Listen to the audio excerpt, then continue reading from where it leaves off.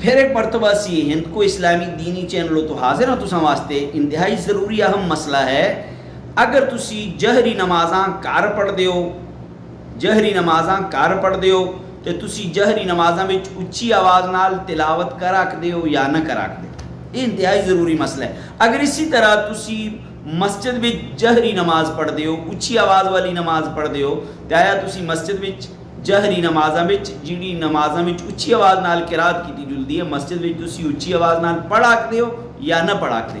اچھی طرح مسئلہ سمجھو. فجر, مغرب, عشاء انہاں نمازاں کو آہدن جہری نمازاں, انہاں وچ قرات جڑی ہے اچھی آواز نال کیتی جلدی ہے. اگر تسی نمازاں تنہا پڑھ دیو, اکالے پڑھ دیو, تے انہاں وچ تسی جہری آواز نال پڑھا دیو, یعنی قرات جڑی ہے اچھی آواز نال کر سکدے ہو. اور اسی طرح اگر تسی مسجد وچ پڑھ دیو, اکالے نماز پڑھ دیو, تنہا نماز پڑھ دیو, تے تسی مسجد وچ بھی فجر, مغرب, عشاء دی نماز اکالے پڑھ دیو, تنہا پڑھ دیو, تے تسی اچھی آواز نال قرات کرا دیو, قرات کر سکدے ہو. امید ہے کہ آج دا یہ مسئلہ تساں کو سمجھ آ گیا اسی. اگر تساں کو سمجھ آیا ہے تے دوسریاں تک پہنچانا وچ استا ساتھ دیو.